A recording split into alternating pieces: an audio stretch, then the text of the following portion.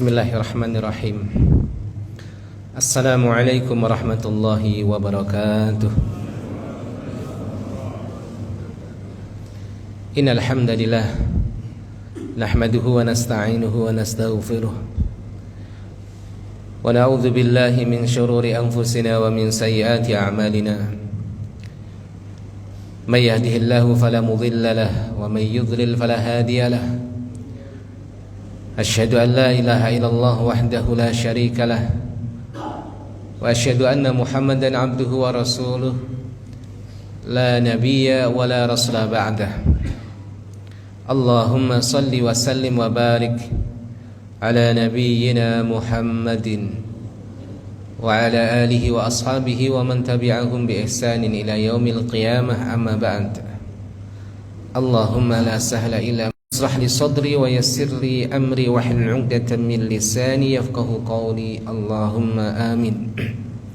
Ma'asyiral muslimin, hadirin dan hadirat, Bapak Ibu jamaah salat subuh yang insyaallah senantiasa dirahmati Allah Subhanahu wa taala. Bersyukur kita kepada Allah dengan mengucapkan alhamdulillah. Alhamdulillahi rabbil alamin, atas segala nikmat yang diberikan kepada kita semuanya. Alhamdulillah, kita bersyukur kepada Allah atas nikmat kesehatan yang insyaallah Bapak Ibu yang hadir pada kesempatan pagi hari ini semuanya dalam keadaan sehat walafiat. Alhamdulillah. Kita juga bersyukur kepada Allah atas nikmat kesempatan, nikmat usia, nikmat umur, sehingga pada pagi hari ini Allah masih mengizinkan kita untuk melaksanakan beberapa daripada perintah-perintahnya. Kita bisa melaksanakan 2 rakaat wajib, dan sebagian kita bisa melaksanakan rakaat-rakaat sunnah, bisa membaca beberapa kalimat zikir, walaupun mungkin sederhana menurut pandangan kita, karena kita masih berikan kesempatan setiap hari Bapak Ibu, tetapi beberapa amalan ibadah ini ternyata adalah hal yang sangat diinginkan oleh mereka orang-orang yang telah mendahului kita. Dan tentunya kita selalu berharap mudah-mudahan Allah Subhanahu wa taala memberikan kepada kita semuanya keikhlasan fil aqwali wal a'mal, di setiap ucapan kita, di setiap perbuatan kita. Allah Subhanahu wa taala menerima amal-amal saleh yang kita lakukan seluruhnya. Amin ya Allah ya rabbal alamin. Kemudian salawat dan salam kita haturkan kepada junjungan kita, kepada kekasih kita, kepada uswatun hasanah kita, yaitu Nabi besar Muhammad sallallahu alaihi wasallam beserta keluarga, para sahabat dan seluruh umatnya hingga yaumil qiyamah. Allahumma salli wa sallim ala nabiyyina Muhammadin wa ala alihi wa sahbihi ajma'in. Ma'asyiral muslimin, hadirin dan hadirat, Bapak Ibu jamaah sekalian yang dirahmati Allah Subhanahu wa taala. Fase terakhir bagi seorang mukmin di dalam perjalanan panjang dia setelah kematian adalah al-jannah, yaitu surga Allah. Yang mana Rasulullah sallallahu alaihi wasallam seringkali bercerita tentang surga, tentang jannah. Kerap kali Rasulullah sallallahu alaihi wasallam memberikan motivasi kepada para sahabat di dalam amal-amal mereka, di dalam kesabaran mereka dengan jannah, dengan surga. Suatu saat ketika Rasulullah sallallahu alaihi wasallam melewati keluarga Yasir yang sedang disiksa oleh orang-orang kafir pada waktu itu, sampai istrinya terbunuh, anaknya Ammar juga tidak lepas daripada siksaan. Rasulullah sallallahu alaihi wasallam tidak bisa menolong pada waktu itu. Kondisi yang masih lemah, Rasulullah dan kaum muslimin di Mekah dalam keadaan tertindas. Rasulullah memberikan motivasi untuk meneguhkan iman mereka. Rasulullah sallallahu alaihi wasallam bersabda, "Sabrun ala Yasir." Sabarlah kalian wahai keluarga Yasir, fa inna mau'idakumul jannah, tempat yang dijanjikan untuk kalian adalah surga. Ini adalah motivasi yang sering kali disampaikan oleh Rasulullah sallallahu alaihi wasallam. Para sahabat Ansar ketika Rasulullah sallallahu alaihi wasallam belum hijrah ke Madinah, sekelompok daripada mereka mendatangi Nabi Muhammad sallallahu alaihi wasallam dan bertemu dengan Nabi di suatu malam yang gelap. Kemudian mereka membaiat Nabi Muhammad sallallahu alaihi wasallam yang kemudian terkenal dengan Bai'atul Aqabah. Rasulullah sallallahu alaihi wasallam meminta kepada mereka agar mengesahkan Allah, agar berbuat yang ma'ruf, meninggalkan yang mungkar, dan siap menolong Nabi kalau suatu saat Nabi Muhammad sallallahu alaihi wasallam datang kepada mereka. Kemudian Nabi Muhammad sallallahu alaihi wasallam mengatakan kepada mereka di penghujung baiat, fa in wafaitum falakumul jannah. Kalau kalian menepati semua itu, bagi kalian adalah surga. Rasulullah sekali lagi bicara tentang surga. Dan pernah terjadi suatu saat, ma'asyiral muslimin, seorang anak yatim.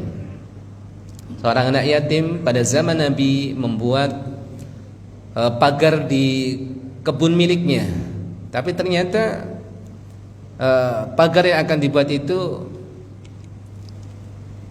tertabrak ataupun tidak bisa lurus karena di sana ada satu buah pohon milik tetangganya, milik Abu Lubabah, yang kemudian diminta supaya pohon tersebut dijual atau diberikan secara cuma-cuma.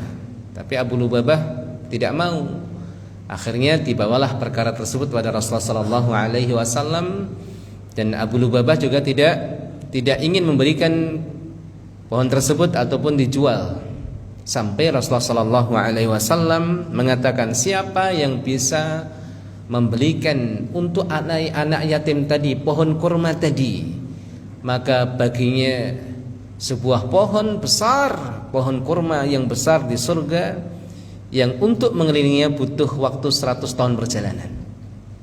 Janji Rasulullah tentang surga dan sebuah pohon yang dijanjikan untuk orang yang disabdakan Nabi tersebut.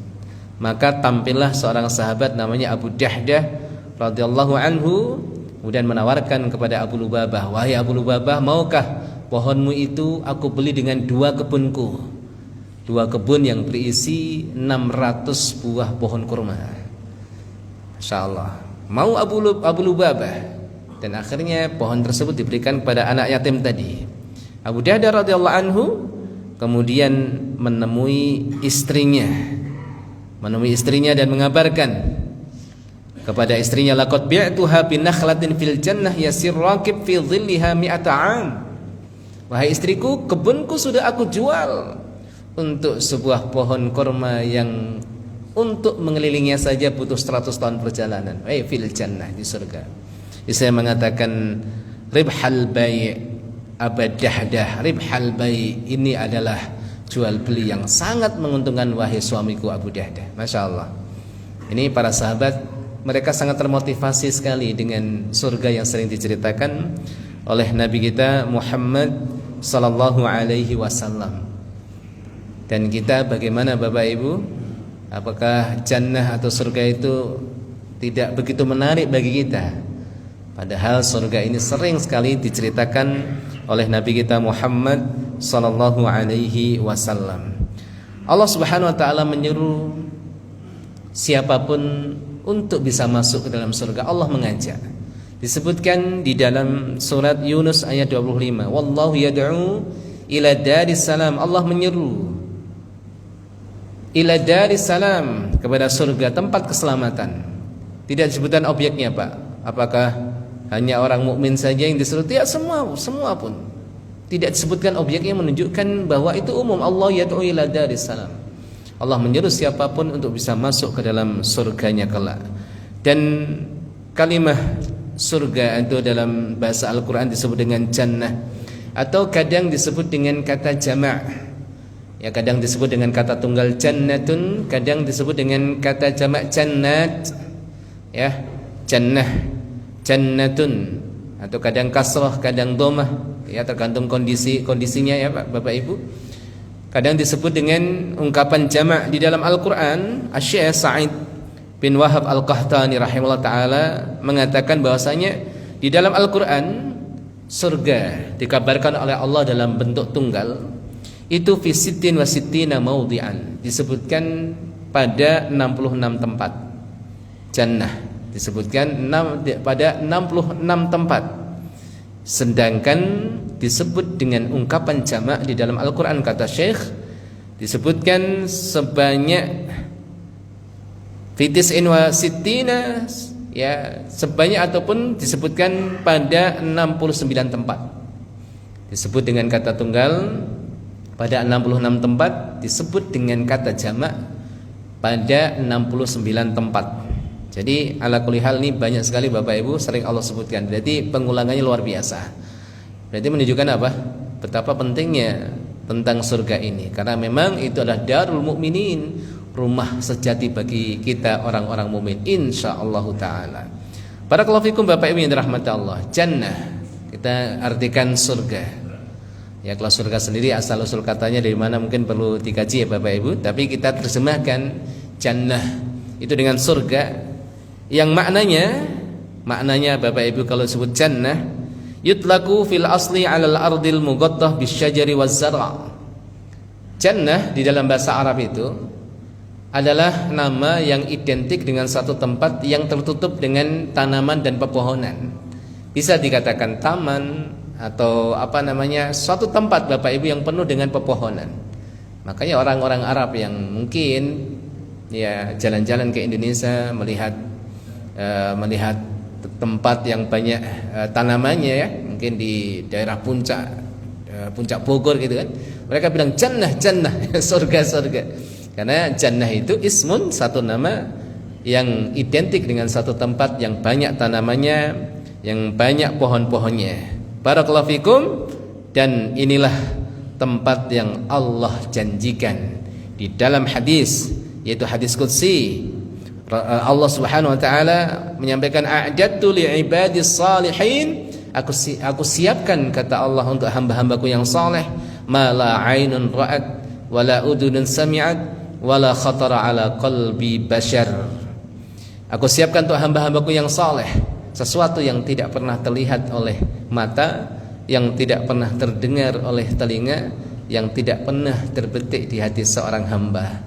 Inilah surga Bapak Ibu. Bahkan sebagian hamba-hamba Allah yang diizinkan melihat surga, ya, Nabi kita Muhammad SAW, maknanya tidak melihat surga seluruhnya, hanya sebagiannya. Diperlihatkan kepada Rasulullah tentang nikmat surga. Para malaikat juga demikian. Maka kalau kita nanti ditakdirkan masuk surga, dan mudah-mudahan demikian Bapak Ibu, kita akan melihat sesuatu yang tidak pernah terlihat utuh oleh mata seorang hamba, tidak pernah terdengar nikmat sempurna. Betapa nikmatnya surga itu hanya sebagian gambaran tentang nikmat-nikmatnya. Dan apapun yang terpetik dari hati kita tentang keindahan surga, maka sungguh surga itu lebih indah daripada yang kita pikirkan. Ma'asyiral muslimin, Bapak Ibu yang dirahmati Allah Subhanahu wa taala. Rasulullah pernah menceritakan tentang seseorang yang paling rendah kedudukannya di surga, Pak. Karena di surga itu derajat-derajat yang sangat banyak, ya, berbeda antara satu dengan yang lain. Kalau manusia, orang-orang beriman masuk surga dengan rahmat Allah, dengan kasih sayang Allah, dengan welas asihnya Allah, Pak. Jadi kalau bukan karena rahmat Allah, amal kita itu nggak mampu membeli surga. Jangankan kita Rasulullah, amalnya yang sangat hebat, hamba Allah pilihan masuk surga bukan dengan amalnya, tapi dengan rahmat Allah, dengan kucuran rahmat Allah Subhanahu wa taala. Ini modal seorang hamba masuk surga adalah rahmat Allah.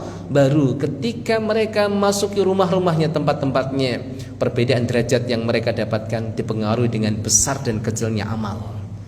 Oleh karena itu kita diperintahkan untuk berlomba-lomba, ya Bapak Ibu. Harapan kita supaya mendapatkan surga yang tinggi tingkatannya. Maka Rasulullah memberikan motivasi, kalau kalian minta surga, mintalah surga Firdaus. Jadi tidak tepat kalau kemudian kita minta pada Allah, ya Allah surga, ya Allah emperan pun jadi, kan gitu. Jangan. Tapi Rasulullah memberikan motivasi, kalau minta surga, mintanya apa Pak? Firdaus, surga yang paling tinggi kelak, ya, di yaumil akhir, di surganya Allah Subhanahu wa taala. Ma'asyiral muslimin, Disebutkan dalam hadis Sahih Muslim, diceritakan tentang adna ahli jannah manzilatan wa rajulun ya'ti ba'da dukhuli al-jannah ilal jannah. Seorang yang derajatnya paling rendah di surga, Pak, yaitu seseorang yang masuk surga ketika seluruh orang sudah masuk. Seluruh orang sudah masuk, dia terakhir. Yuqalu lahu udkhulil jannah. Allah berfirman kepadanya, masuklah kamu ke dalam surga. Fayaqulu kaifa waqad nazalan nasu manazilahum wa akhadhu akhadatihim. Bagaimana aku masuk surga ya Allah, sedangkan orang-orang sudah masuk ke dalam rumahnya, orang-orang sudah mengambil bagiannya. Fayuqalu lahu, kemudian difirmankan kepadanya, atarda ayyakuna laka mislu malikin min mulukid dunya. Apa kamu ridha mendapatkan seperti apa yang diberikan kepada raja di dunia? Fayaqul raditu ya Rabb. Dia mengatakan, aku ridha ya Allah, aku ridha ya Rabb. Fayuqalu lahu laka dzalika wa 'ashratu amsalih. Bagimu yang demikian dan 10 kali lipatnya. Masya Allah, ini penduduk surga yang paling rendah, Pak. Masya Allah, ini luar biasa apa yang dikabarkan oleh Rasulullah SAW, di mana surga sebagaimana disebutkan dalam banyak nas memiliki 8 pintu. Ini sudah kita bahas sebelumnya. 8 pintu utama tersebut ada babus shalah, ada pintu salat. Ya, kira-kira kita akan dipanggil dari pintu mana nih, Pak? Babus shalah, pintu salat. Kalau salatnya hanya 5 waktu, sepertinya agak berat bersaing dengan mereka yang ahli salat. Babus shalah. Ada namanya babul jihad, pintu jihad. Kita tidak pernah jihad sepertinya kan, kecuali jihad secara umum. Ya, kecuali jihad secara umum. Jihad secara khusus maknanya di medan tempur untuk menegakkan kalimat Allah. Nah, jihad secara khusus. Makanya di dalam bab zakat, fisabilillah adalah mereka para mujahid, para pejuang. Tapi tidak semua mujahid. Mereka para mujahid, para pejuang yang disebut al-mujahid al-mutatawwi'. Al-mujahid al-mutatawwi' adalah orang yang berjuang tanpa bayaran. Karena ada orang berperang itu dapat bayaran dari negara, Pak. Namanya terdaftar, dapat gaji, dapat tunjangan, itu enggak dapat dari zakat. Tapi kalau para pejuang yang sukarela, nah itu berhak mendapat bagian daripada zakat. Ya, namanya al-mujahid al-mutatawwi'. Walaupun aslinya kaya boleh, maka tidak semuanya dikasih zakat atas nama fakir dan miskin. Kadang ada sebagian yang kaya tapi bukan atas nama fakir dan miskin. Tadi seperti pejuang itu boleh diambilkan dari harta zakat. Ya, bahkan para ulama menjelaskan, ketika seorang anak misalnya memberikan zakat kepada orang tuanya, itu enggak boleh karena termasuk usul. Ada golongan-golongan yang tidak boleh diberikan zakat. Al-usul, bapak, ibu ke atas, atau al-furu', anak ke bawah. Ya, ataupun yang wajib dinafkahi, seorang suami memberikan zakat pada istrinya, kan wajib dinafkahi itu. Atau kepemilikannya, tidak boleh memberikan zakat kepada budaknya, hamba sahaya. Yang hari ini enggak relate tentunya, karena enggak ada budak kan gitu. 4 ini yang tidak boleh. Tetapi para ulama menjelaskan seorang anak tidak boleh memberikan zakatnya kepada bapak atau ibunya karena dia usul. Usul itu ya kalau secara bahasa pokok beradaan dia, karena ada usulnya, ada asal usulnya bapak dan ibunya itu. Kecuali bukan atas nama fakir dan miskin. Misalnya bapaknya seorang mujahid, boleh diberikan zakat kepada dia atas nama seorang mujahid, bukan atas nama fakir. Kenapa bapak ibu tidak boleh diberikan pada mereka? Karena mereka adalah orang yang wajib dinafkahi. Maka kaidahnya, ya, siapapun yang wajib dinafkahi maka tidak boleh diberikan zakat kepadanya. Itu kaidah. Ya, siapapun yang wajib dinafkahi maka tidak boleh diberikan zakat kepadanya. Ya. Anak yang sudah balik, anak laki-laki sudah balik itu enggak wajib dinafkahi, maka bapak kalau masih menafkahi itu sunah-sunah saja, Pak. Maka para ulama menjelaskan kalau sudah putus kewajiban nafkah boleh memberikan zakat kepadanya. Ala kulli hal. Kita lanjut. Ada babul jihad, pintu jihad. Ada babur rayyan. Ini bagi siapa, Pak? Orang yang ahli saum, ar-rayyan. Ada babus sedekah. Ada babul mutawakkilin. Mutawakkilin, pintunya orang-orang yang tawakal. Nah, Masya Allah, mudah-mudahan kalau nggak masuk ahli saum ya ahli tawakal gitu kan. Alhamdulillah, yang suka tawakal, dikit-dikit tawakal, dikit-dikit tawakal, mengerjakan aktivitas bismillah, la haula wala quwwata illa billah. Nah, ini babul mutawakkilin. Babu birril walidain, bab pintu berbuat baik kepada orang tua. Babu dzikri, bab dzikir, pintu dzikir. Nah, kita milih yang mana kira-kira?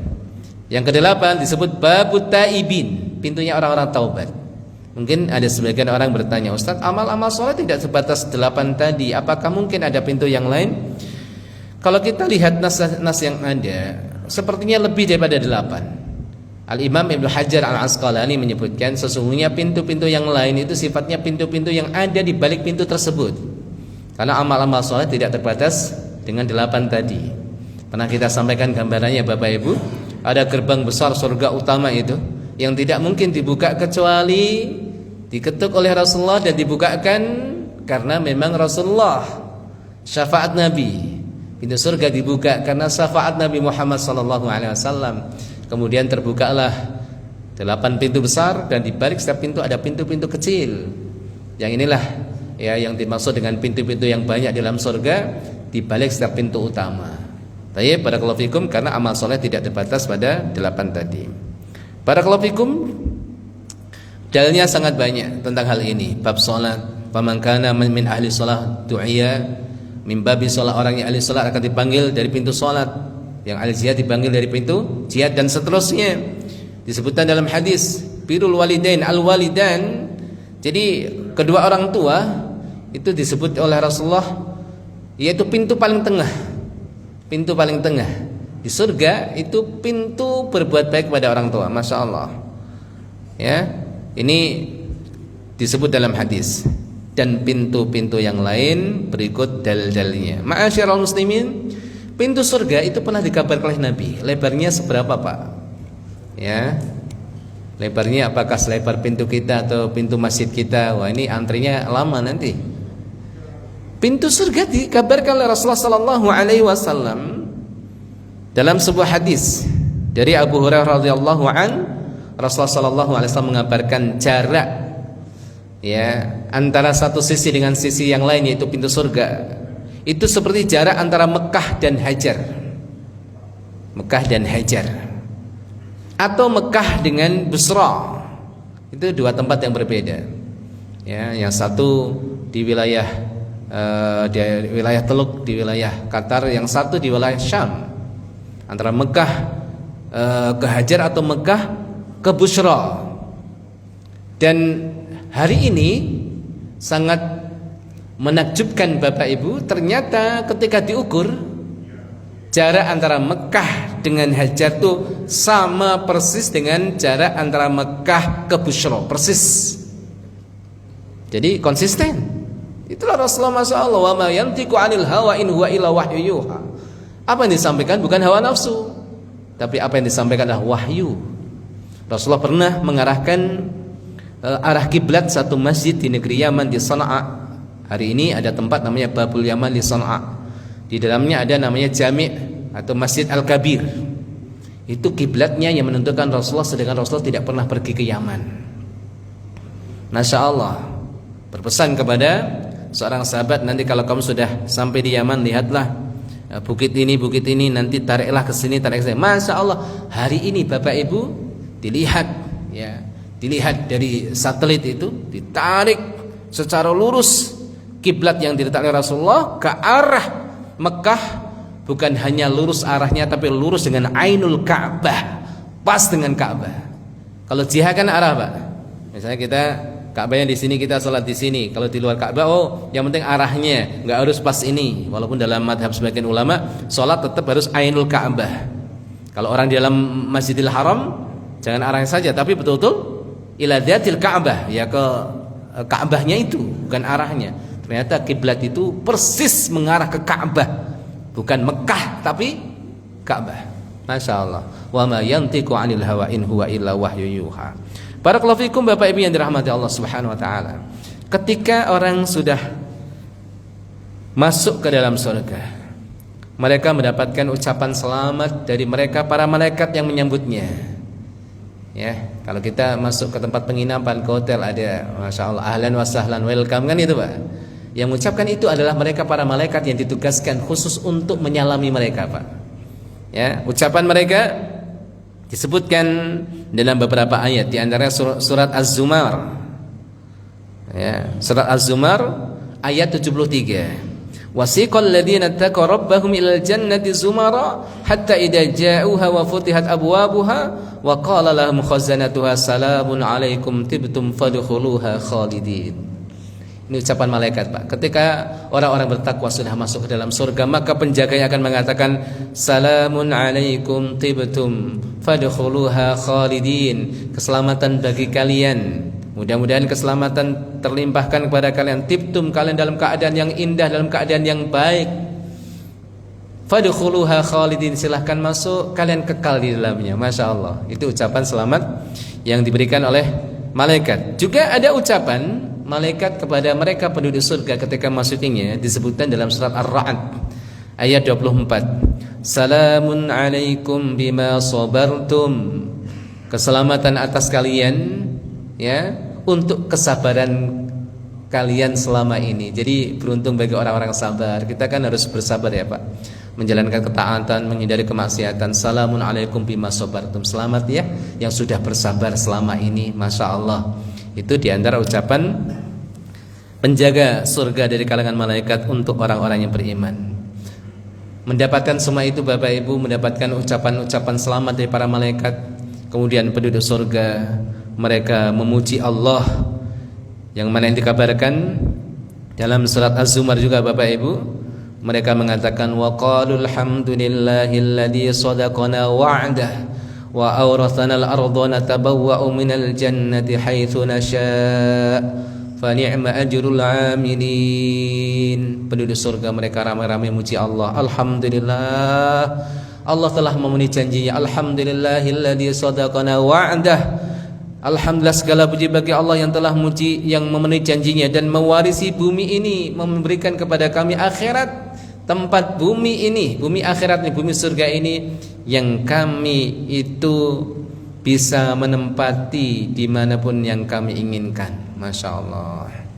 Ini pujian yang terucap oleh lisan-lisan mereka, orang-orang yang masuk surga. Alhamdulillahilladzi shadaqana wa'dah. Yang kemudian Bapak Ibu yang dirahmati Allah, kemudian para penduduk surga akan mendatangi rumah-rumah mereka. Rumah-rumah di mana? Barakallahu fikum Bapak Ibu yang dirahmati Allah, disebutkan dalam hadis fawalladzi nafsu Muhammadin biyadihi la ahaduhum bimaskanihi fil jannah adallu bimanzilihi kana fid dunya. Demi Allah yang jiwaku berada di tangannya, kata Rasulullah, sungguh salah seorang di antara kalian itu lebih mengenal rumahnya di surga dibandingkan rumahnya sendiri di dunia. Ya, jadi tidak ada yang kemudian bertanya kepada temannya, tahu nggak rumahku? Kalau bahasa kita, di blok mana kan gitu kan ya. Nggak ada yang tanya. Kenapa Bapak Ibu? Karena mereka sudah kenal sekali dan memang sudah diperlihatkan sejak mereka masih berada di alam barzakh. Di pagi hari, di sore hari sudah dikenalkan, ini rumahmu, ini kebunmu, ini dikenalkan, diperlihatkan oleh Allah. Pintu surga dibuka, angin yang lembut berhembus menuju tempatnya. Ya, ketika di alam barzakh diperlihatkan oleh Allah, semakin rindu. Makanya orang yang di alam barzakh, orang mukmin itu apa Pak? Sering kemudian bertanya kepada Allah, mata sa'ah, ya Allah aqimis sa'ah. Ya, kapan hari kiamat? Tegakkan hari kiamat ya Allah. La'ali arji ila ahli wa mali, agar aku cepat kembali ke keluargaku, ke hartaku. Keluarga yang dirindukan. Makanya di antara nikmat Allah Bapak Ibu, kalau kita diberikan keluarga, ada pasangan, ada anak-anak, itu memang di dunia saja nikmat besar. Rasa lelah, rasa capek itu hilang dengan hadirnya keluarga ya Pak. Maka calon penduduk surga yang dirindukan salah satunya adalah keluarga. La'ali arji ila ahli. Walaupun sebagian ulama menafsirkan maksud ucapan seorang mayit di alam barzah ini agar bisa balik ke dunia. Untuk apa Bapak Ibu? Untuk mengabari betapa benar janji Allah. Jadi ada beberapa tujuan orang pengen balik ke dunia, Pak. Orang mati pengen balik. Orang kafir pengen balik ke dunia untuk apa? Untuk mengucapkan syahadat. Orang kafir. Ada orang mukmin yang soleh pengen balik ke dunia untuk apa? Untuk ngabari keluarganya. Tapi nggak bisa mengabari keluarganya tentang kebenaran janji-janji Allah.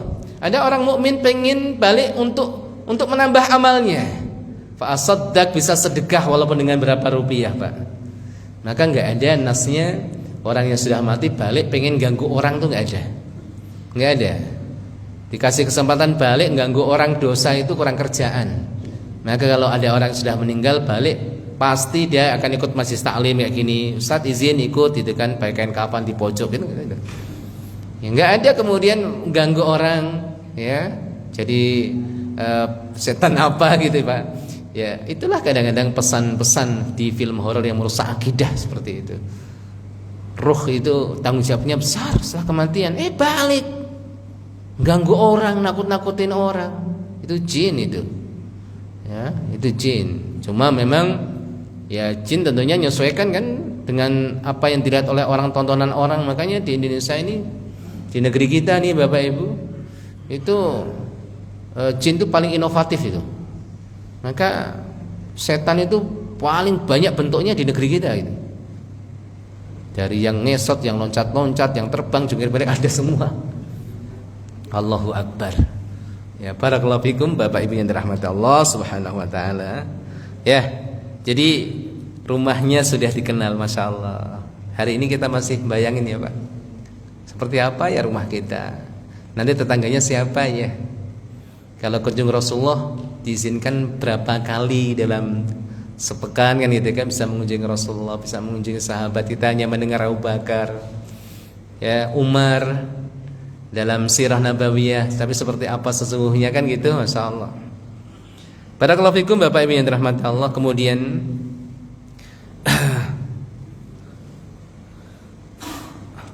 surga itu disebutkan sifat-sifatnya.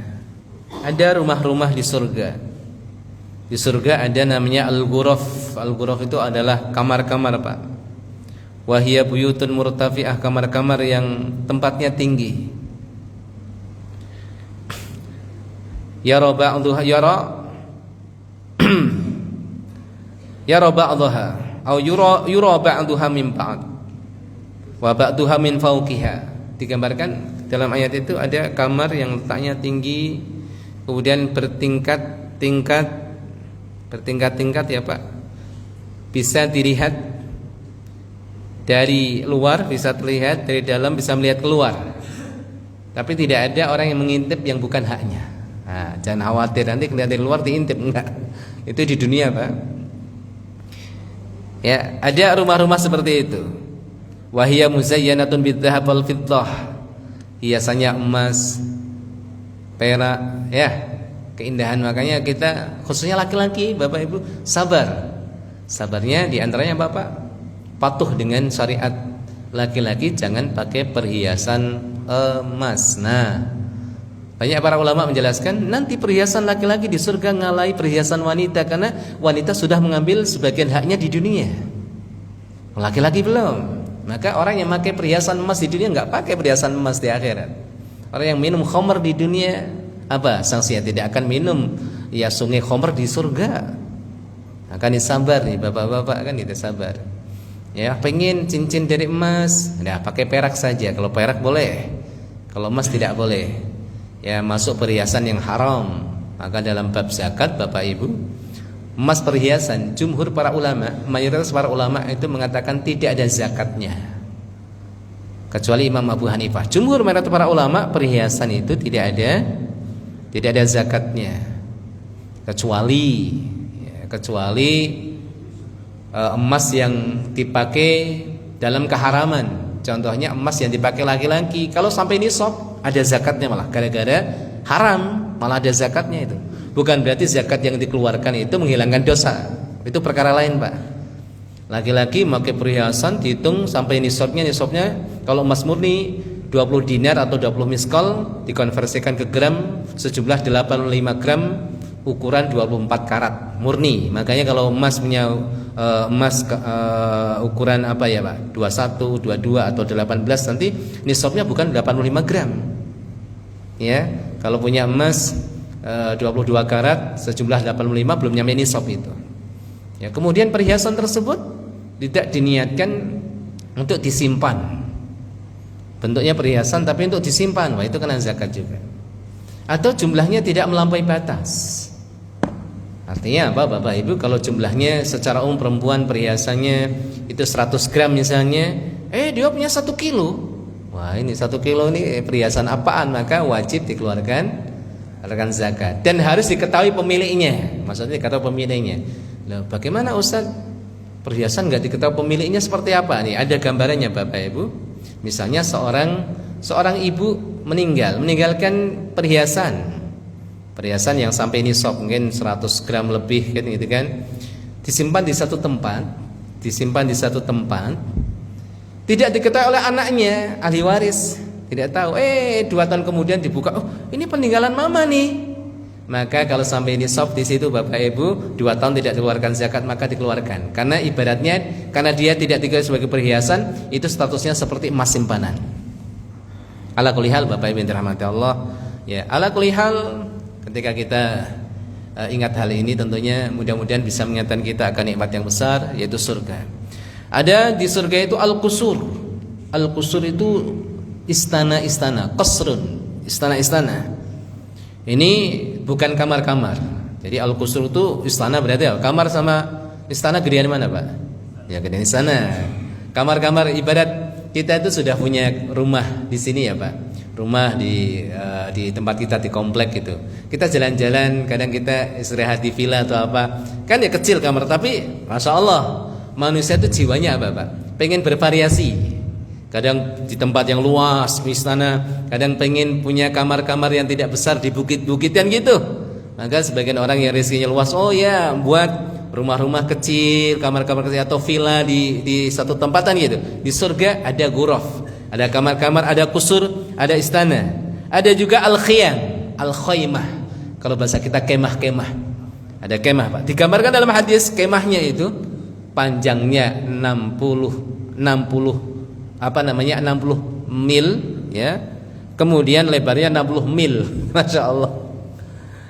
Dan setiap setiap zawiyah itu setiap pojokan ya, setiap sudutnya di sana ada istri-istri kita dan masing-masing istri tidak saling melihat.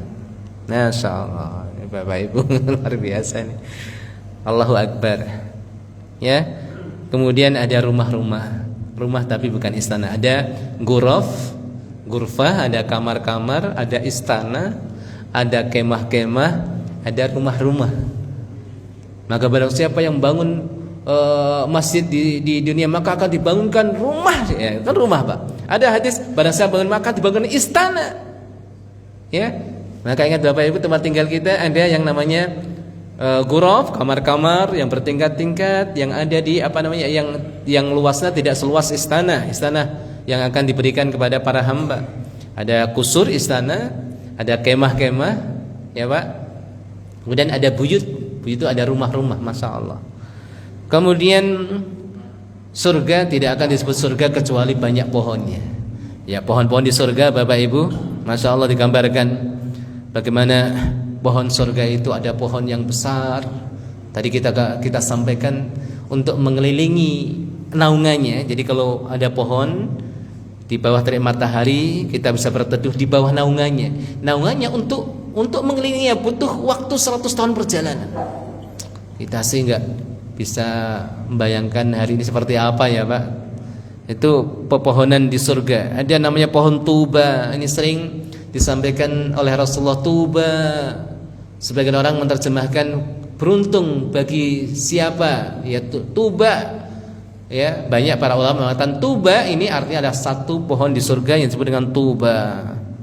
Ini pohon-pohon di surga ya, tanaman-tanaman yang mana Masya Allah termasuk tanaman-tanaman buah-buahan yang dikabarkan dalam Al-Quran. Sungai-sungai sudah masyhur Bapak Ibu sungai bermacam-macam, masya Allah, ada sungai madu, ada sungai susu, ada sungai khamr. Allahu Akbar. Kemudian makanan di surga digambarkan luar biasa Bapak Ibu.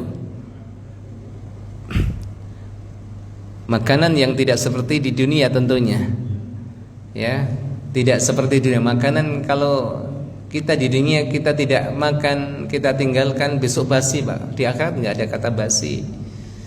Ya, kalau disimpan besok hari semakin enak. Kalau kita nyimpan makanan bukan semakin enak kan gitu. Makanan-makanan di surga. Yang kemudian nikmat surga itu salah satunya apa? Kita boleh meminta apapun Pak. Sampai disebutkan dalam sebuah riwayat, yaitu apa? Ketika min ahlil jannah yashtahil walad fayurjalahu ayyahsul alaih. Ketika ada penduduk surga yang ingin punya anak Pak. Walaupun di sini nanti ada perbedaan pendapat karena riwayat ini apakah sahih atau tidak. Ada yang mengatakan penduduk surga itu hasrat mereka di surga itu adalah untuk menikmati, mendatangi pasangan untuk istimta, untuk menikmati. Kalau penduduk dunia termasuk kenikmatan itu adalah keturunan. Maka menurut pendapat sebagian ulama, kenikmatan di surga itu bukan hasrat penduduk surga untuk mendapatkan keturunan. Tapi sebagian yang lain mengatakan ada penduduk surga yang kemudian apa Pak? Ingin keturunan. Maka minta pada Allah, ya Allah, kami ingin punya anak. Maka nanti Allah izinkan istrinya hamil, kemudian melahirkan dan pengen punya anak yang berumur sesuai dengan keinginan orang tuanya. Masya Allah. Ada juga dikabarkan dalam hadis, orang yang pengen bertani Pak, pengen bertani. Saya kira ini bapak-bapak yang ada di Duta Indah enggak masuk orang yang pengen bertani sepertinya kan gitu kan. Biasanya ini orang-orang yang punya memori di dunia, wah dulu bertani kan gitu. Disebutkan dalam hadis. Ini hadis yang sahih, riwayat Imam Bukhari. Disebutkan Bapak Ibu, An Abi Hurairah radhiyallahu anhu anna Nabi sallallahu alaihi wasallam kana yauman yuhaddits wa indahu rajulun min ahli al-badiyah. Suatu saat Rasulullah ketika menyampaikan sebuah hadis, di sana ada seorang Arab Badui, Pak. Seorang Arab Badui. Arab Badui itu mereka tidak bertani pada zaman dahulu. Arab Badui itu 1 bulan di sini, 1 bulan pindah sono, 1 bulan pindah ke sana kan gitu. Keliling aja pindah-pindah kan gitu kan. Biasanya berburu, ya. Anna rajulan min ahlil jannah ista'dzana rabbahu fi zara'. Rasulullah mengabarkan ada seorang penghuni surga. Itu mereka, ya, dia itu izin kepada Allah untuk bisa bertani. Faqala lahu awalasta fi ma syi'ta. Bukankah kamu mendapatkan apa yang kamu inginkan? Pengen makan apa ada, ngapain? Ya, pengen bertani, berkebun, ngapain kan gitu. Qala bala walakinni uhibbu an azra. Benar Allah, benar ya Rabb, aku bisa mendapatkan apa yang aku inginkan, tapi enggak tahu aku kok pengen tanam tanaman kan gitu kan. Walakin uhibbu an azra. Fa asra'a wa badara fatabadara tarfu nabat fatabadara tarfu nabatah was nabatuhu wasiwa'u wastihsaduh wa takwiruhu amsal jibal. Kemudian dia menebarkan benihnya, tumbuh dengan cepat, bukan hanya seperti hutan Pak, seperti gunung katanya di dalam hadis. Fa yaqulu ta'ala dunaka ya ibna adam fa innahu la yushbihuka syai'. Ini wahai anak Adam, sesungguhnya tidak ada yang bisa mengenyangkan kamu, kata Allah. Faqala Arabi, orang Arab Badui tadi yang mendengarkan hadis Nabi tentang penduduk surga ada yang minta bertani ya Pak. Apa komentar dia? Ya Rasulullah, la tajidu hada illa Quraisyan aw Ansariyan fa innahum ashabuz zara'. Pastinya ya Rasulullah, kamu tidak akan mendapatkan penduduk surga yang seperti ini kecuali mereka itu pasti orang Quraisy atau orang Ansar, karena mereka para petani. Kalau saya enggak akan minta kayak gitu kan gitu. Nah, tadi saya sampaikan kayaknya ya, satu orang yang minta kepada Allah agar disiapkan ya lahan tanam itu bukan warga Duta Indah. Mintanya mungkin lain. Wallahu a'lam bishawab. Atau mungkin ada yang tertarik yang dulunya di kampung bercocok tanam ya Pak. Pengen, masya Allah. Ala kulli hal, siapa yang masuk surga pasti yang didapatkan adalah keindahan dan kebahagiaan. Barakallahu fikum. Ya, kurang apa ya Pak? Melihat burung lewat pengen, akhirnya Allah siapkan menjadi makan yang siap disantap. Buah-buahan di surga kita bukan menghampiri, tapi ranting yang ada buahnya menghampiri kita. Dan kita itu digambarkan oleh Allah itu bertelekan di atas arikah. Arikah itu kalau Bapak Ibu melihat ruang tamu orang Arab itu ya, ruang tamu orang-orang Arab ada mungkin bantal-bantal kotak itu untuk sandaran tangan, namanya arikah atau araik jamaknya. Alal araiki yanzurun, ya, bertelekan bantal-bantal itu sambil melihat. Melihat itu salah satu nikmat, melihat nikmat surga. Sebagian ulama mengatakan melihat penduduk neraka yang sedang disiksa. Itu termasuk nikmat ternyata. Lihat orang sengsara itu ternyata nikmat, bahkan di surga kan gitu, Pak. Maka hari ini jangan, Pak, nanti ditunda. Lihat orang susah itu ternyata kenikmatan, tapi jangan di dunia. Ya. Tapi nanti di surga. Ternyata apa? Termasuk nikmat di surga apa, Pak? Lihat orang susah. Alal araiki yang terus. Sebagian ulama tafsir mengatakan melihat apa namanya? Penduduk neraka disiksa. Kalau di dunia mereka ngetawain kita, nanti yadhakun, ada ayatnya. Orang-orang mukmin nanti ada waktunya di mana mereka ngetawain orang kafir. Tuh kan. Dulu enggak mau diajak sih, kan gitu kan? Tuh kan. Alal araiki yang turun, melihat.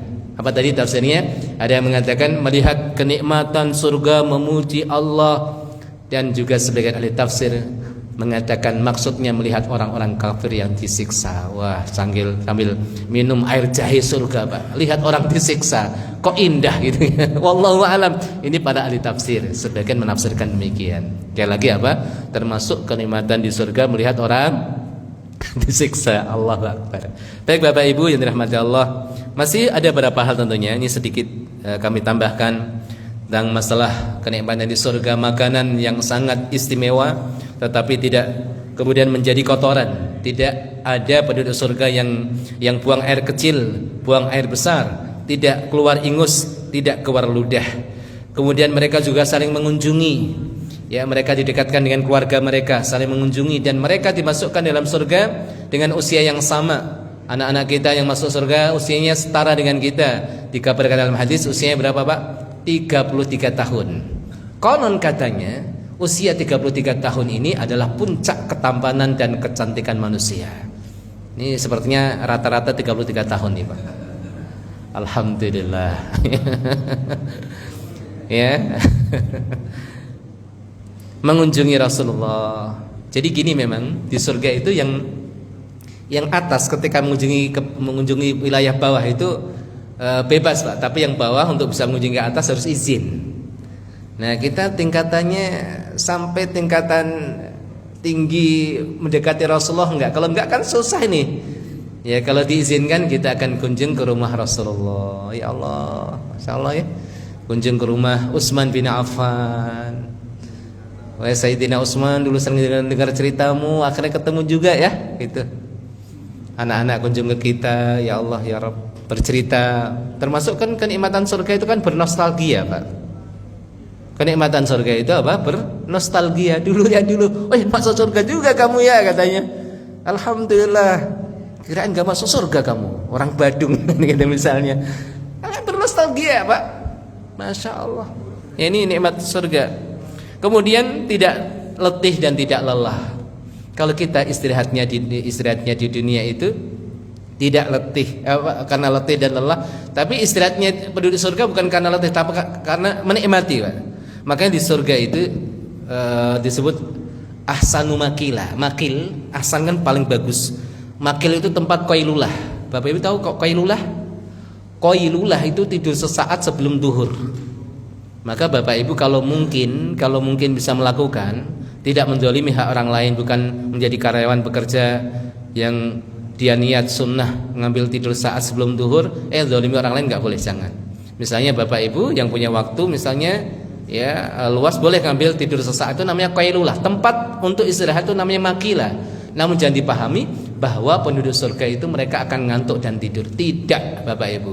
Tidak ada ngantuk, tidak ada tidur, Pak.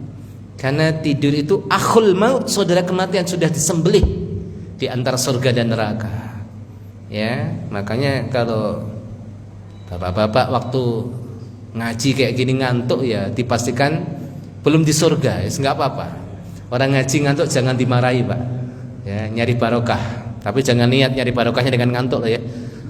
Maka Bapak Ibu, dalam mazhab Al-Imam Syafi'i, i'tikaf di masjid, berdiam diri di masjid itu tidak harus disyaratkan sehari atau sehari semalam. Sesaat pun jadi.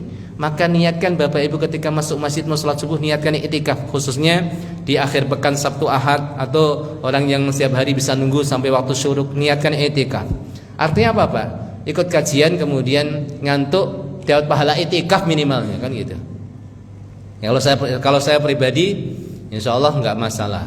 Ya, nggak masalah, maksudnya ya sudahlah, nggak apa-apa kan gitu kan. Ya, nggak masalah. Ada sebagian mungkin janganlah. Termasuk adab dalam majelis, saya jangan ngantuk, apalagi duduk paling depan ngantuk sendiri, wah ini bahaya. Ya, ada santri itu kalau di kelas minumnya kopi, Pak. Wah, ini ngopi kamu, nyantri di kelas minumnya kopi. Kenapa minum kopi? Maaf Ustadz, biar nggak ngantuk. Kalau saya ngantuk takut nyinggung hati Ustadz, ilmu saya nggak barokah, masya Allah. Tapi ini nggak kita kasih tahu santri, takutnya pada ngopi semuanya kan gitu.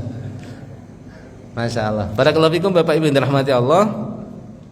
Kekal, tidak ada kematian, dan nikmat terbesar adalah memandang wajah Allah. Ini pernah kita sampaikan ya Pak. Ketika penduduk surga sudah tenggelam dengan nikmatnya, sibuk dengan pasangannya, makanan, minuman, tempat tinggal yang indah. Kemudian ada tawaran dari Allah, maukah aku tambahkan nikmat pada kalian? Bingung, mau apa lagi ya Allah? Disingkaplah hijab, akhirnya penduduk surga tenggelam di dalam memandang wajah Allah, lupa nikmat sebelumnya Pak. Maka setelah itu apa yang diharapkan? Kapan bisa memandang wajah Allah lagi? Maka ada yang memandang Allah itu setiap hari Jumat.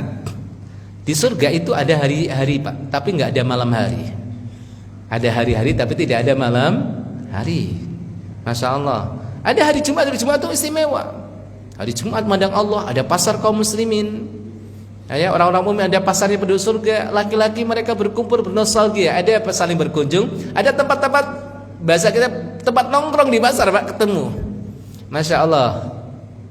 Ya Allah, ya mudah-mudahan di sini kita bertemu, nanti di surga kembali bertemu ya Pak. Ya, siapa tahu nanti ada yang ingat, Ustaz dulu kajian tentang surga ternyata bener loh Ustaz. Alhamdulillah. Alhamdulillah. Mudah-mudahan begitu ya Pak. Kemudian hidup terus, sehat terus, muda terus, senantiasa menikmati, tidak pernah bosan. Ya, dikabarkan sisir penduduk surga seperti apa, bentuk fisiknya, tingginya seperti tingginya Nabi Adam alaihissalam, fisiknya seperti Nabi Adam, akhlaknya. Kita belum bicara tentang bidadari Pak. Ya, ada sebuah riwayat ketika orang mukmin itu masuk surga, yang menyambut bukan istrinya, katanya seperti itu. Nanti kita cek riwayatnya. Ya, jadi bidadari surga itu sudah mengagumkan dia. Masya Allah, cantiknya luar biasa. Tapi satu saat ketika sedang menikmati pemandangan surga, didatangi seorang perempuan yang sangat cantik. Enggak kenal, lu kamu siapa ini? Aku istrimu. Ternyata istrinya di dunia itu jadi bidadari paling cantik. Masya Allah. Ya Rabb, ya Allah. Maka jangan khawatir Pak. Ya, sekarang kalau cantik nanti tambah cantik kan gitu kan. Masya Allah. Ini saya tambahkan sedikit lagi Pak, biar nggak 2 seri ya. Ini bagian fase terakhir, nanti kita ngambil kitab lain ataupun tema lain. Ini fase perjalanan kita. Ya, saya bacakan saja. Bidadari itu disebut dalam bahasa Al-Quran, As-Sunnah disebut hurun ain. Hur ain, ain itu ain, mata ya Pak. Kenapa disebut seperti itu? Karena seorang yang matanya itu putihnya sangat putih, hitamnya sangat hitam. Ya. Jadi bidadari itu bukan jin, bukan manusia, bukan malaikat, memang makhluk lain Pak. Matanya ya, Masya Allah. Dan sifat-sifatnya luar biasa. Tidak buang kotoran, tidak memiliki kotoran ya. Kemudian barakallahu fikum Bapak Ibu yang dirahmati Allah, saking indahnya itu gambaran apa? Tulang sumsum kakinya bisa kelihatan. Itu gambaran ya Pak, jangan bayangkan yang enggak. Karena hari ini kalau kita melihat wanita cantik, bahasa kita apa Pak? Masya Allah bening banget kan, bening, masa bening kan gitu, padahal bening untuk air kan gitu. Tapi gambaran seorang wanita di dunia cantik kita katakan apa? Bening, ya enggak? Ya, kalau mungkin bahasa lagi, glowing kan itu. Seglowing-glowingnya wanita dunia masih glowing wanita di akhirat. Dan kelebihannya Bapak Ibu, wanita di surga itu wanita yang tidak pernah khianat matanya, tidak pernah matanya itu melihat orang lain, fokusnya pada suaminya. Nggak pernah kemudian jalan sama suaminya ngelirik, nggak ada Pak. Itu indahnya. Kalau sebagian wanita dunia diajak jalan suaminya, pulang curhat, Mas tadi situ tadi kok cowok ganteng banget loh ya. Itu barakallahu fikum Bapak Ibu, Masya Allah. Ini luar biasa. Dan seorang wanita yang tidak pernah disentuh oleh malaikat, oleh jin, disiapkan untuk orang-orang yang beriman. Ya. Baik, barakallahu fikum Bapak Ibu yang dirahmati Allah Subhanahu wa taala. Ini sedikit tentang surga ya Bapak Ibu, sedikit sekali. Ada buku bagus namanya Hadil Arwah ila Biladil Afrah, yaitu Tamasya ke Surga. Ada buku versi Indonesianya disebut dengan Tamasya ke Surga karya Al-Imam Ibnu Qayyim. Coba dibaca Bapak Ibu. Kalau dikaji khusus panjang, dibaca insya Allah akan berikan faidah dan mudah-mudahan menjadikan kita semakin rindu dengan surga yang Allah janjikan. Baik, saya kira cukup ini fase terakhir. Nanti kita lihat apakah kita perlu membahas neraka. Ada sebagian, wah nggak usah, ngeri gitu kan. Berarti mentok di surga. Nanti kita ambil tema lain. Berarti kalau ada usulan, membahas neraka juga biar kita takut. Nanti kita bahas setelah ini tentang neraka dan betapa dahsyatnya neraka. Baik, sebelum kita tutup mungkin kalau ada pertanyaan kami persilahkan. Iya silahkan Ibu. Waalaikumsalam warahmatullahi wabarakatuh.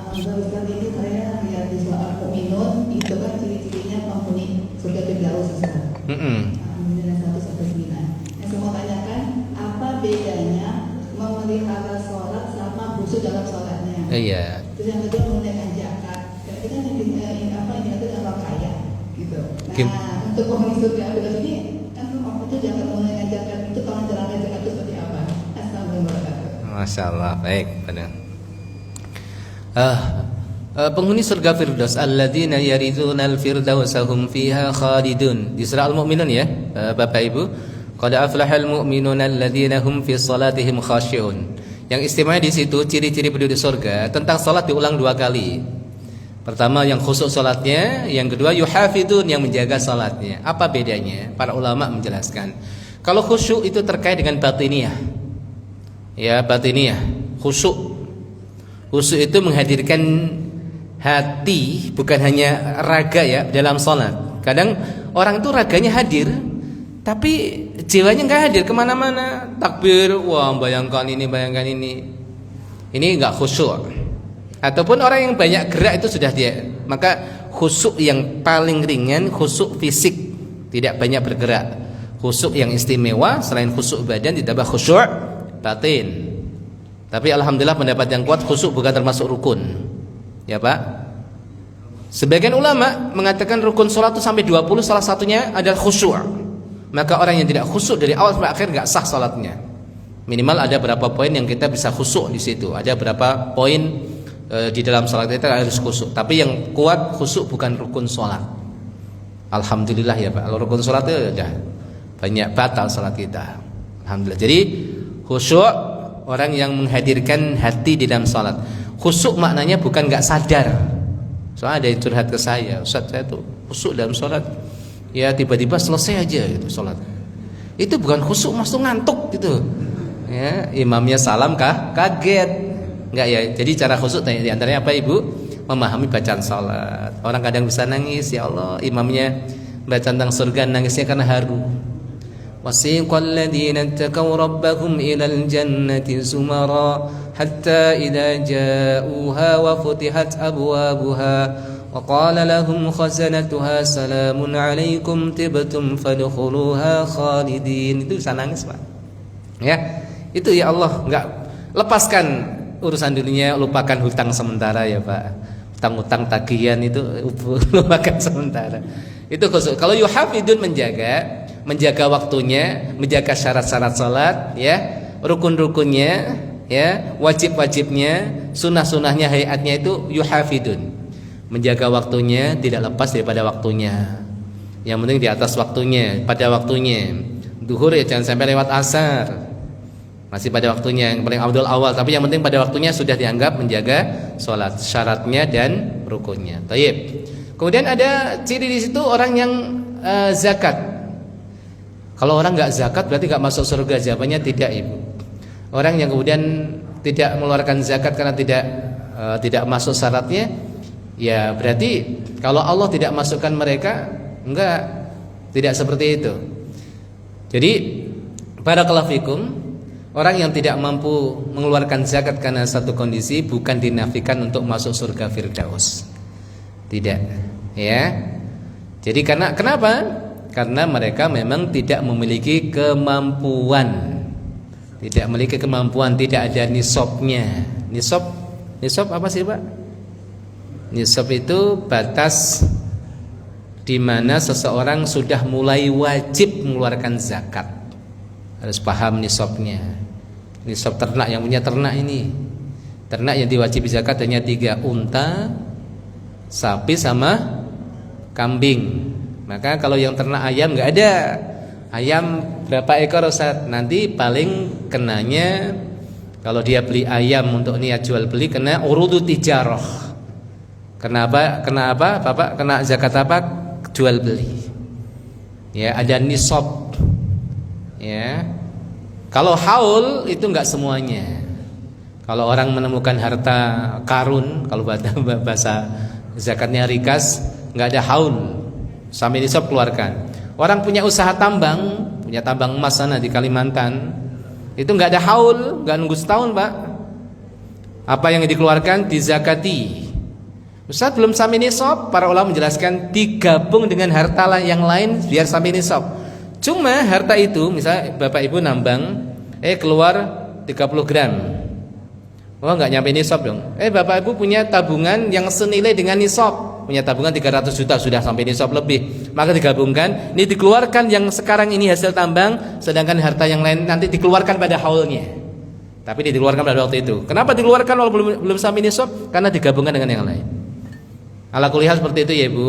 Jadi seseorang yang memiliki halangan karena faktor lemah tidak menghalangi dia untuk mendapatkan surga Allah Subhanahu wa taala, tidak terhalang untuk mendapatkan firdaus. Seperti itu. Ada yang lain? Ustaz, satu lagi Ustaznya masalah ruh, Ustaz, masalah ruh. Masalah ruh? Kan sekarang di YouTube banyak masalah perjalanan ruh ke ruh setelah perjalanan ruh kematian. Katanya ruh yang tahu yang Allah itu kita Ustaz, agar kita kejadian sama kita. Iya, ruh. Perjalanan ruh itu kematian. Baik, ruh. Allah yubarik fik. Baik, Bapak Ibu, ruh, perjalanan ruh. Ini kan memang perjalanan ruh, perjalanan orang setelah kematian. Baik. Ruh, ingat, ruh itu adalah ciptaan Allah. Ini poin penting. Makhluk daripada makhluk Allah. Maka makhluk itu kan isim maf'ul dari kata khalaqa. Artinya diciptakan. Kalau khalaqa menciptakan, penciptaan namanya khaliq, yang diciptakan namanya makhluk. Harus kita pahami. Karena ada sebagian orang mengatakan ruh itu bukan makhluk. Dia tuh manfuh, ditiupkan. Ini nggak tahu pemahaman seperti apa nih. Allah ciptakan dan ditiupkan ke rahim, tapi itu makhluk ciptaan Allah. Nggak ada sesuatu ruh bukan. Kalau bukan makhluk siapa? Khalik, nggak mungkin, kan gitu kan? Maka termasuk salah paham oleh sebagian orang. Bahkan di YouTube saya lihat ada yang mengatakan ruh itu bukan makhluk tapi manfuh, ditiupkan. Ini apa ini? Ya, dan ruh itu jismun, latifun, jisim. Jisim tapi latif, yang lembut ya Pak. Ya, yang ada di jasad seseorang. Kenapa saya beranikan mengatakan yang ada di jasad seseorang? Nanti ketika mati maka roh itu dicabut Pak. Dicabut dari badan, bukan roh itu dampingi kita di samping, bukan. Ya. Dan dia tidak keluar sendiri. Enggak keluar sendiri. Ayo keluar, enggak, dicabut Pak. Ya. Jadi kalau perjalanan roh itu gambaran secara umum, nanti detailnya bisa Bapak Ibu baca di kitab namanya At-Tadhkirah karya Al-Imam Al-Qurtubi. Roh itu nanti dicabut oleh malaikat. Ya, berawal dari ujung-ujung jari kaki kanan diikuti dengan ujung-ujung jari kaki kiri terus sampai ke atas hingga ke tenggorokan. Itulah waktu di mana tobat sudah ditutup. Kemudian dicabut melalui mulutnya. Sebagian mayat itu terbuka matanya, kata Rasulullah, inna ruha idza qubida tabi'al basar. Ruh itu ketika cabut matanya masih bisa melihat.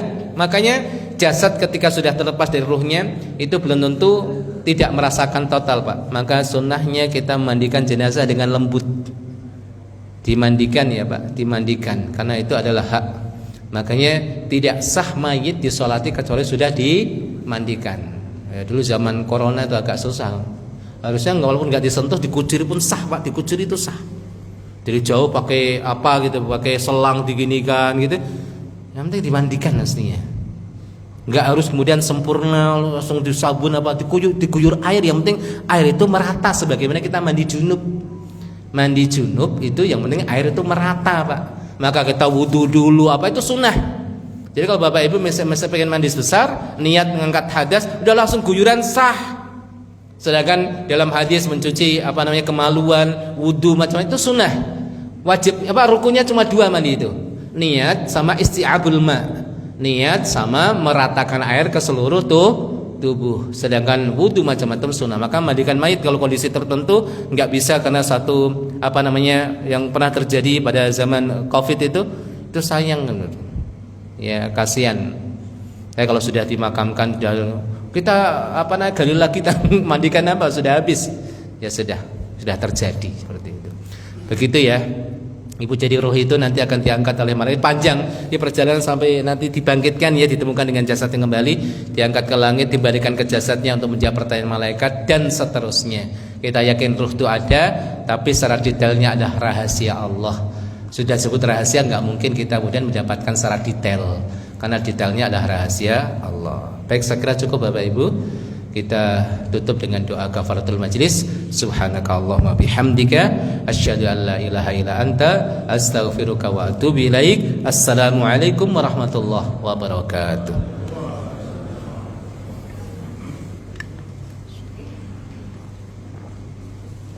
Alhamdulillah.